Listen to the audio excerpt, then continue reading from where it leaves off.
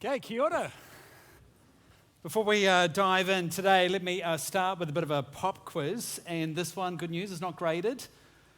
No one fails. It's a bit like NZQA. Sorry, this is probably a bit too early. Anyway, first question up here on the screen. And you probably have to move around a little bit. So first, do you have a colleague at work, or are you part of a club or team of any kind? If so, if you can stand up, which is probably like most of you, right? There we go. Okay, you can grab a seat. Next question, like I said, really easy. Next one, do you live with someone or next to someone? Stand up if that's correct. Do you have like any neighbor or anybody in your house? Okay, some of you must live in like Timbuktu or something. But okay, third question, you can sit down. Next question, do you have at least one family member, whether they're living with you or not? Could be anywhere in the world, but you have a family member.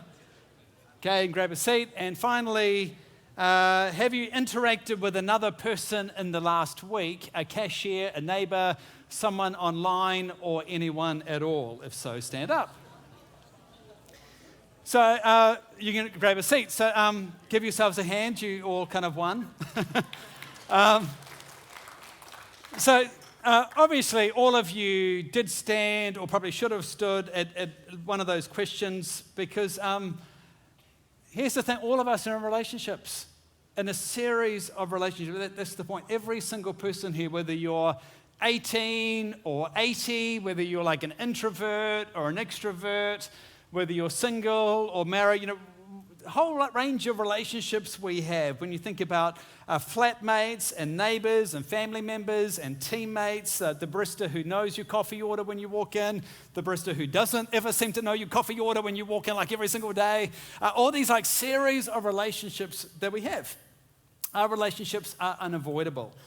And what's more, if you've been like following Jesus for like decades, or whether you're new here today and you're still like trying to figure out the whole thing, whether you see yourself as like deeply spiritual, or whether you're still like, completely secular in your framework as you try to explore faith, all of us are in this boat together because we all have a series of relationships.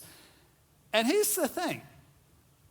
Though we are in a series of relationships, though all of us have lots of experience in relationships, we all find relationships, what's the word? Complicated. It's just hard at times, isn't it? They can be the source of our greatest joy and the source of our greatest pain, often in the same week. Often in the same conversation, right?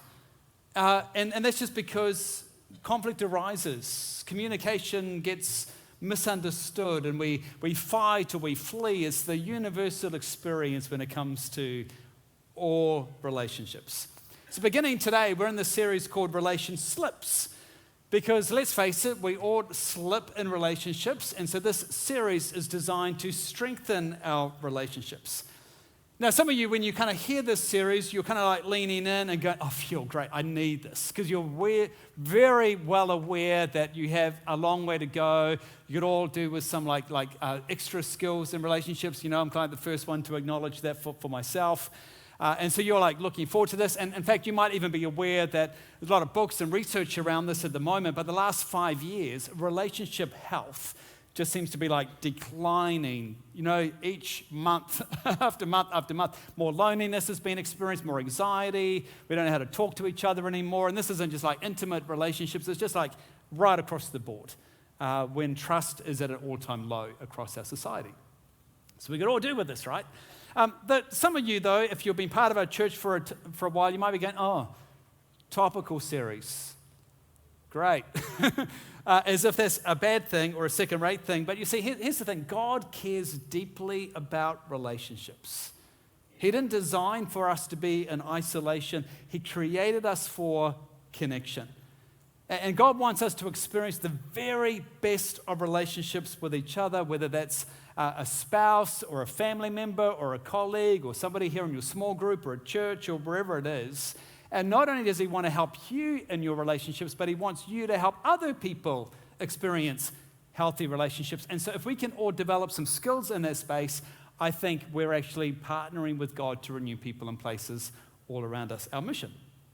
So today I want to talk about what I believe is the core problem underlying all or most relationship struggles. And before I tell you what it is, let me ask you another question. You don't have to stand for this one and put your hand up or anything, but how many of you have been frustrated with somebody this week? Yeah, some of you, a lot of nods going around. And I would imagine everybody here in this room can think of at least somebody, some person that has frustrated you in some way. It might be a spouse. You don't have to turn to them or nudge them or elbow them if you're sitting next to that person. It could be a child, it could be a parent, it could be a distant relative, it could be a colleague, team member, church member, pastor, who knows? It could be a whole range of people, and they've just frustrated you in some way. And if you've kind of experienced that, which I imagine everyone here online and here in the room has experienced it, I would also bet that frustration probably caught you off guard. That suddenly you found yourself expecting something you weren't expecting to feel in that moment. And here's what might be hard for you to hear about that situation. What if I told you the problem isn't necessarily them? What if the real issue isn't that your spouse is inconsiderate and never listens?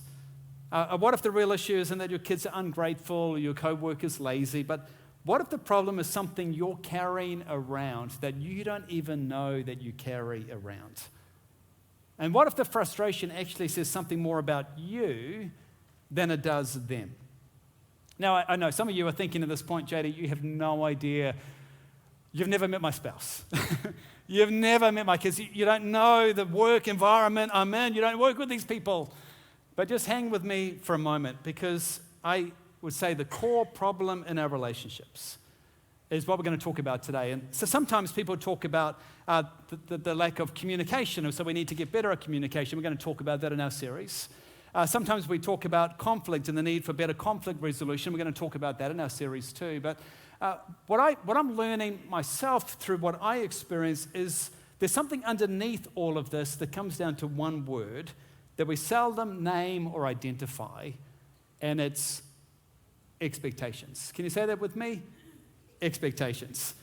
And what I'm learning is that the failure to check your expectations will ultimately lead to a wreck in your relationships.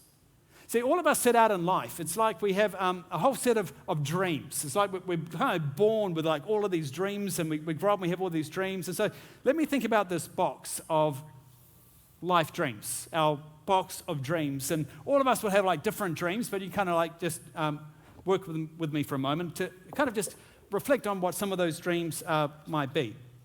So I imagine there's dreams, for instance, around family. So you might have these kind of moments when you want to have those moments you capture on film, and you get the photo and you have the frame and you put that in your office or around the house, because you have these dreams of what it is to have these family moments.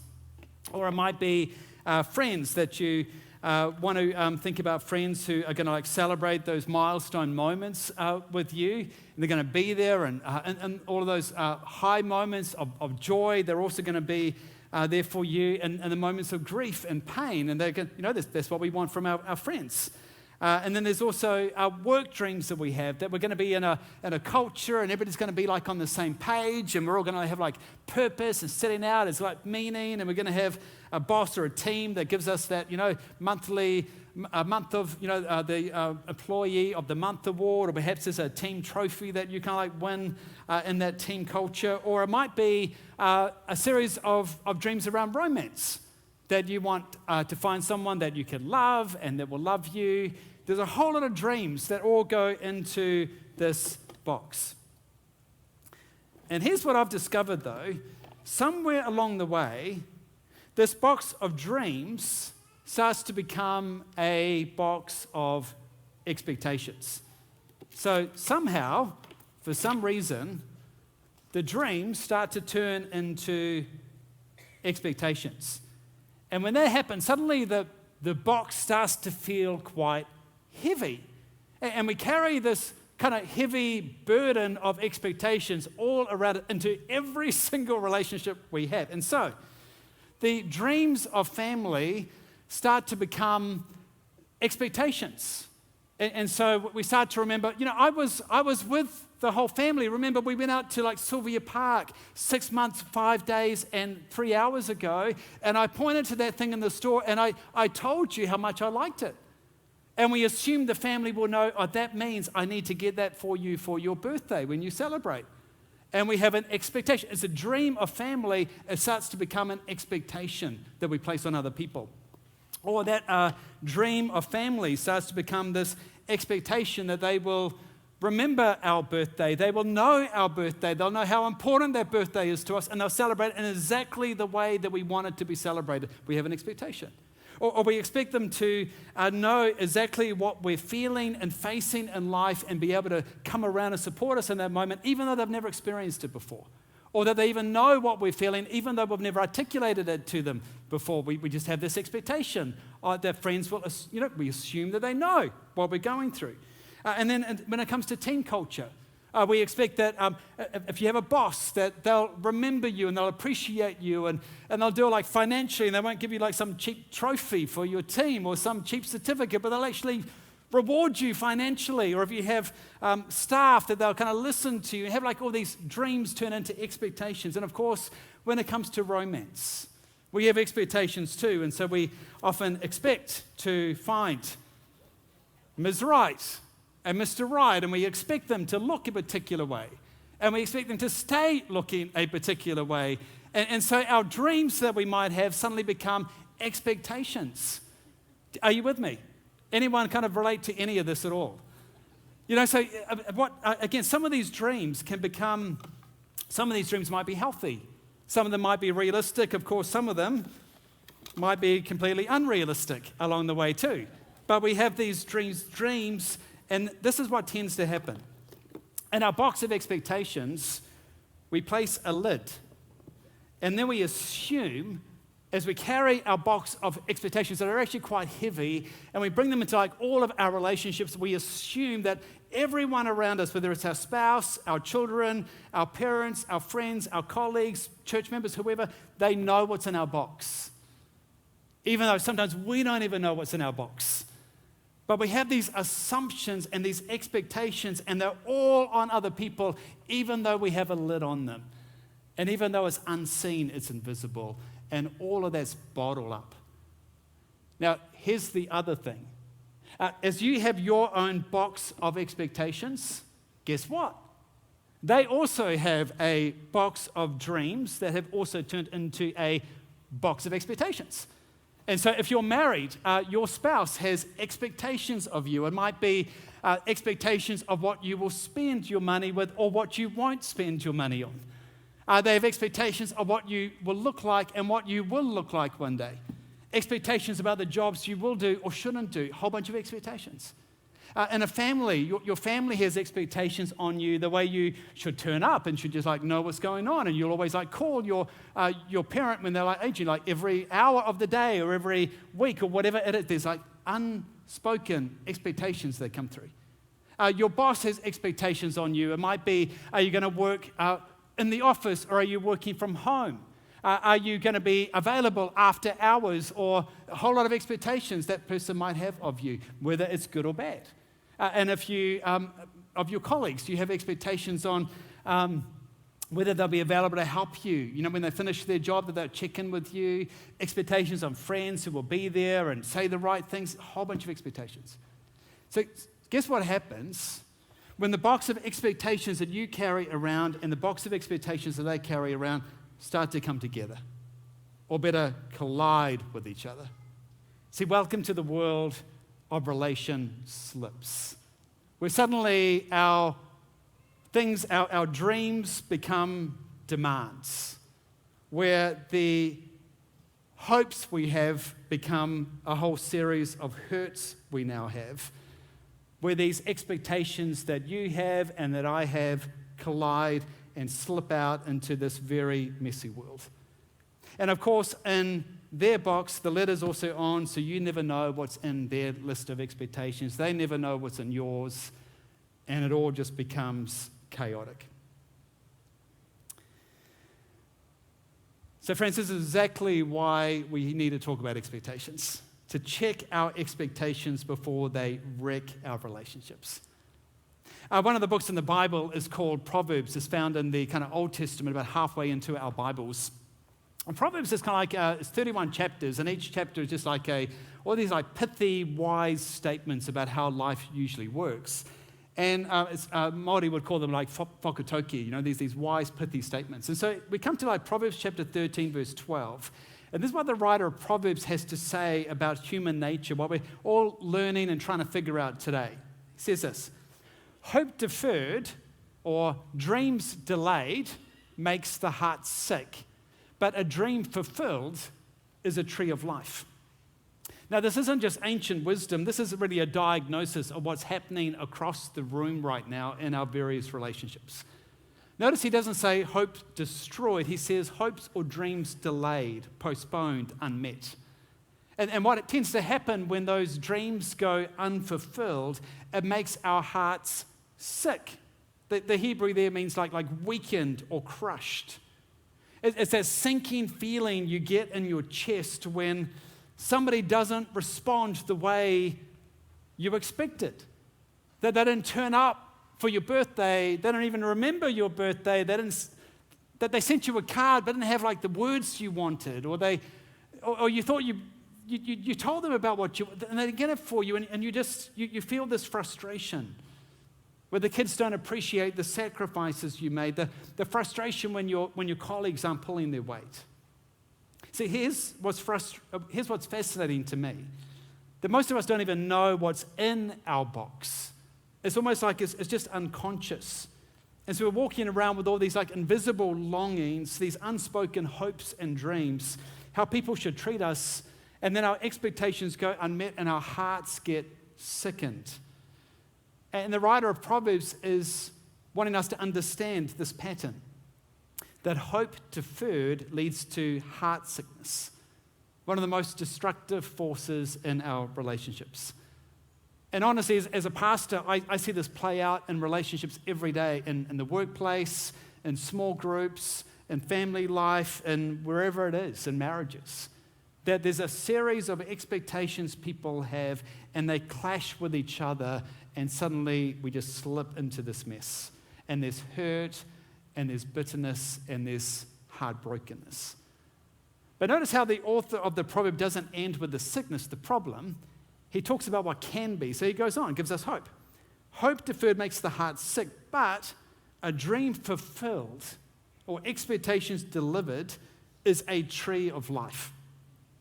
Now, if you're not familiar with the Bible, that phrase tree of life might be kind of new for you, but you go right back to the very first book of the Bible, Genesis. In the first couple of chapters, we see how God, the Creator, plants this garden called Eden, and he places the very first people, Adam and Eve, places them in the garden. And right in the center of that garden is this tree of life. And when they ate from that tree, and easy access, free access, it would provide eternal life and healthy, flourishing relationships with God, with each other that would never finish, and they'd always be flourishing and thriving. But of course, when sin entered the world, all of those relationships began to be broken. And so ever since then, we have been longing for beauty, but tend to experience more brokenness in our relationship with God and with each other and our families and our workplaces, all of that. So we long for health, but we long for what we've lost, but we tend to experience the conflict and the disappointment, and these dreams we have become expectations, and all gets problematic, and they all crash up against each other. But here's what the writer of Proverbs is highlighting. When we can actually handle our expectations and communicate our expectations, when those dreams can actually turn into reality, or we become realistic about what those dreams/expectations are, we start to actually get a taste of that original design. That our relationships, whatever form of relationship we're talking about, can actually start to be like a tree of life. Something that's life-giving, that's sustaining, that brings joy and peace and hope, all the things that we want. So, of course, the question for us today is, but how do we go from here to here? How do we go from carrying this box of expectations that get so heavy to actually experiencing a tree of life in our relationships with each other? And to help with that, I think we first need to understand the nature of unhealthy expectations. And what I'm finding incredibly helpful in my own life is some work that Pete Scazzero did on emotionally healthy relationships. And through their work, they identified 4 areas where expectations get really unhealthy. And just to sit with this for a bit, I think is going to be really helpful. So problem 1 is when your expectation is unconscious. Many times we have the lid on, it's unconscious to us. We don't even realize we have an expectation on our spouse or our parent or our children or our colleague or our boss or whoever it is. And we're not aware of it until it gets crushed, and then our heart gets kind of sick and we get bitter. He says problem number 2 is your expectations unrealistic. So you start to expect your teenager to have the emotional maturity of a 30-year-old, even though they're going through a whole lot of emotional roller coasters. Or we kind of expect a new employee to have all the knowledge they need or work at the same pace as somebody who's been there like 5 years or 10 years. It's just unrealistic. Or you expect your single friend to understand the complexities of married life or parenting, even though they've never experienced it before. Or you expect somebody to understand what it is that you're feeling, even though they've never gone through what it is that you've gone through or the anxieties you've gone through, or you've perhaps even told them about it, which leads to the third one. Problem 3, your expectation is unspoken. That you've never actually communicated your expectation to that other person. Instead, you assume that they know what's on your mind, and because it's common sense to you. But what I'm discovering is that what's common sense to me is not necessarily common sense to somebody else. So I make these like assumptions about something and just assume, well, they should know. Because I pointed it out and I said, I like that thing in the store 6 months, 5 days, 3 hours ago. They should know that. But what's common sense, it's not clear. It hasn't been. And then the fourth one, your expectation is unagreed upon. That even though you went through the process and it was conscious and it was spoken and, it was realistic, they never actually agreed to it. So you said to your colleague at work, you let them know, I'm under huge stress at the moment, I could do with some help. And you assume that, well, it's a clear expectation. You kind of articulated you need some help, but they never said to you, yes, I can help you, and I'll meet that deadline by 5 o'clock on Friday. Because you might not understand what it is that they have on too, that they actually can't meet and help you right now, and so they never agreed to it. You might even be a boss kind of asking, just assuming that if you kind of let your staff know, this meeting's on at 3 o'clock, that they've agreed. If they haven't agreed to it, it's like the expectation's not there unless you agree on something together. See, I wonder how much of us have this frustration with our spouse, a child, a friend, a colleague, even God himself, because we're waiting to come through on a promise that none of them actually made. And Pete Scazzero says, actually, the reason we feel this disappointment and hurt and difficulty in our relationships all come down to these 4 faulty expectations. They're unconscious, they're unrealistic, they're unspoken, and they're unagreed upon. And when any of our expectations fall into any or all of those categories, we will experience what the writer here says is heart sickness. But thankfully, it doesn't have to be that way. The writer again continues and flips it over to the other side.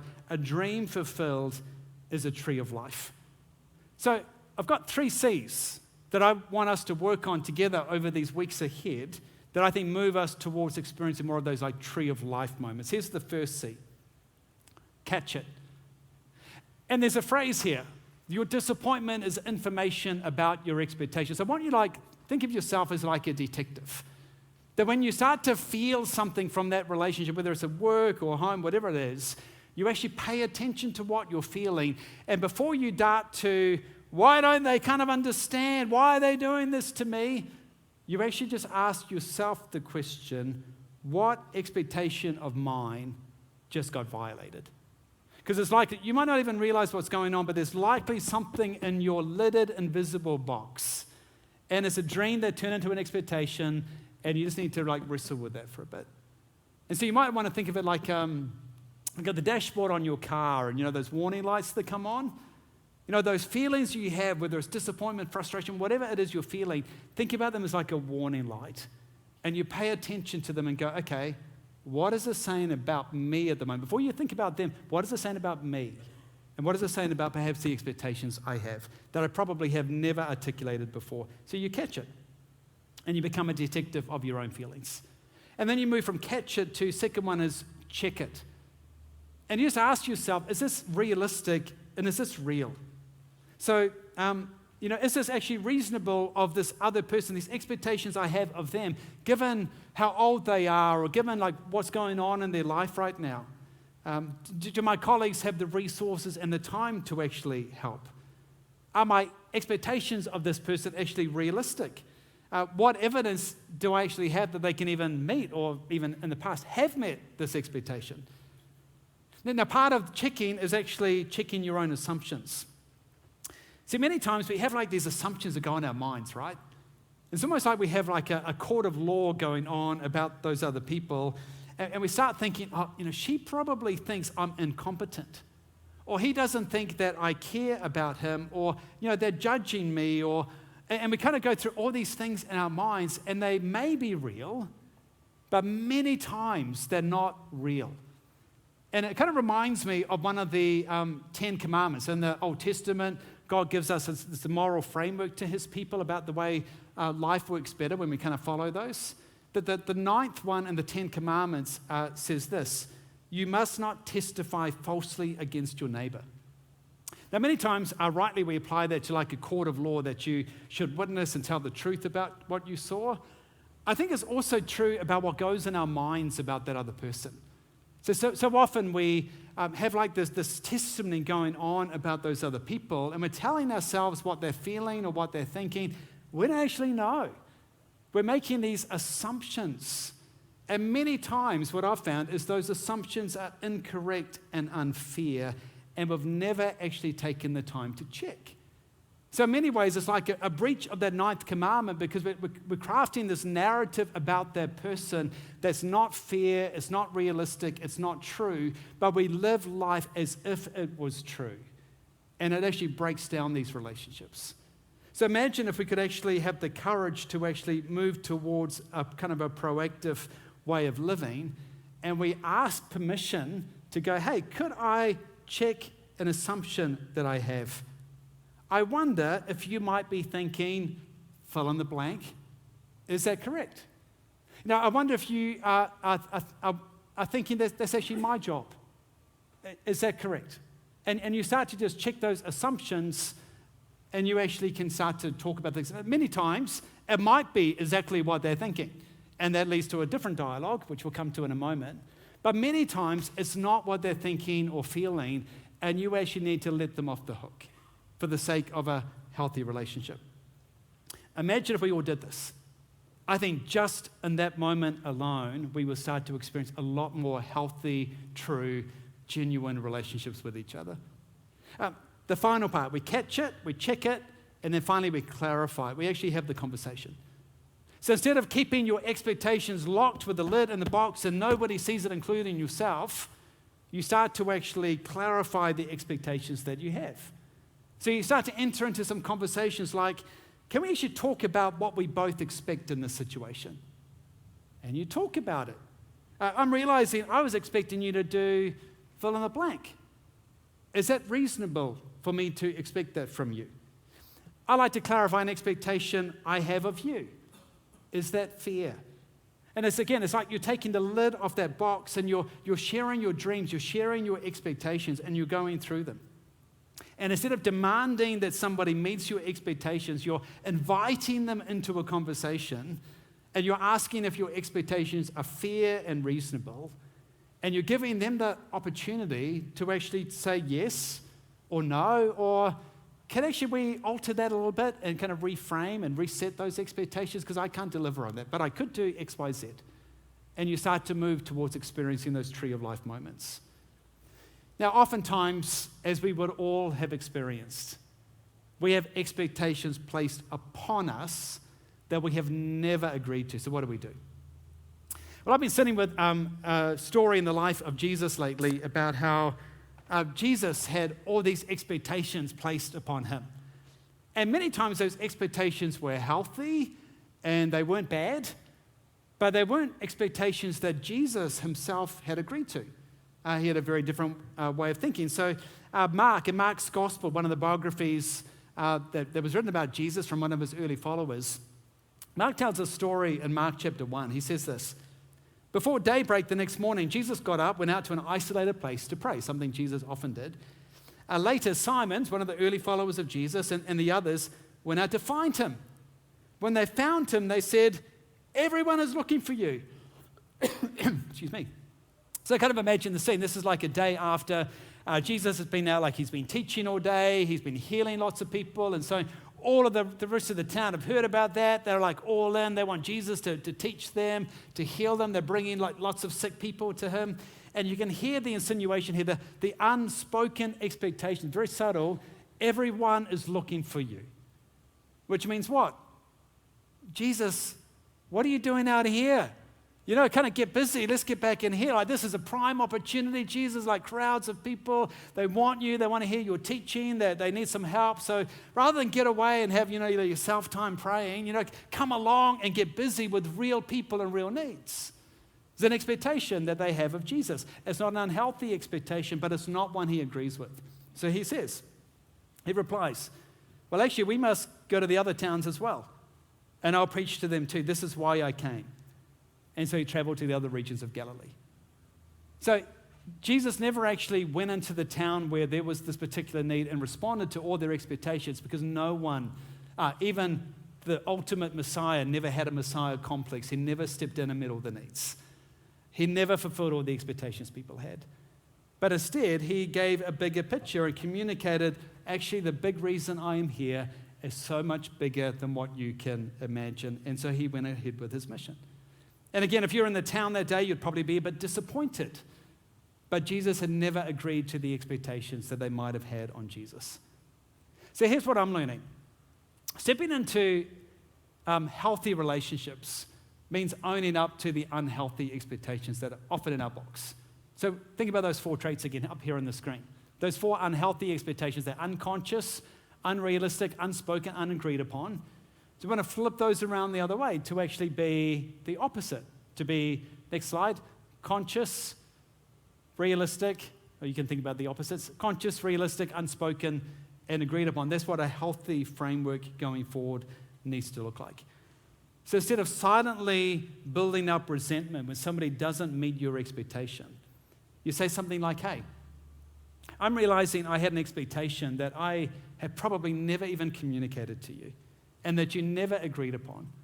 I was hoping that you share your expectation. Is that something you're willing to consider?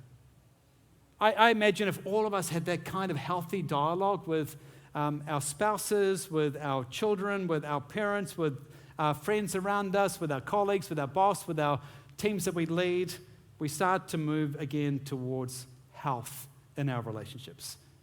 So when you're willing to go through this process, you start to move from the Proverbs warning to the Proverbs promise.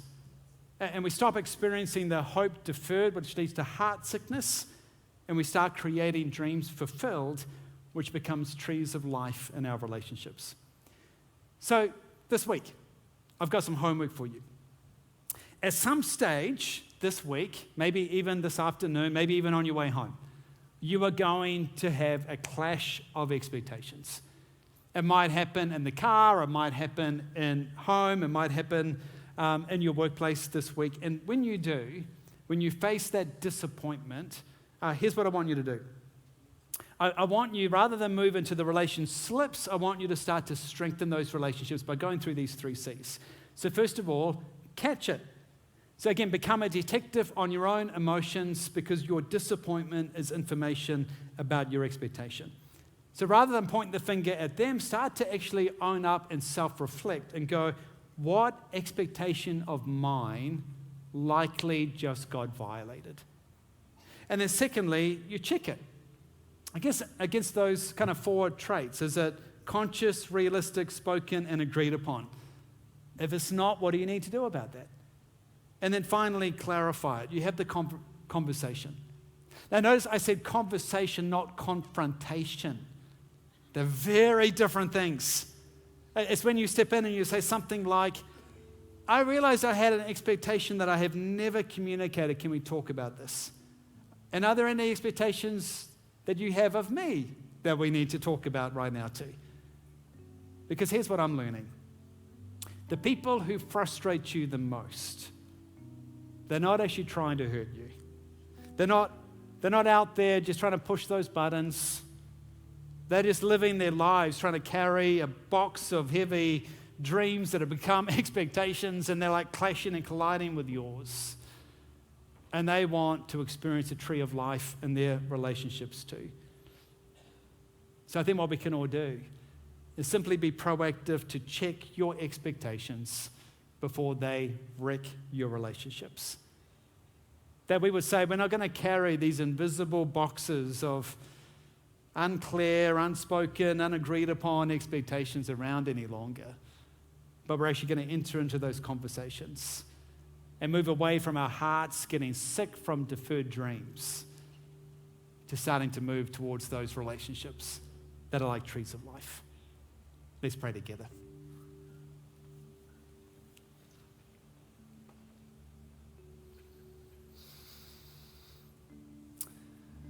Father, thank you that when we talk to you, we're actually talking to one who knows all about relationships.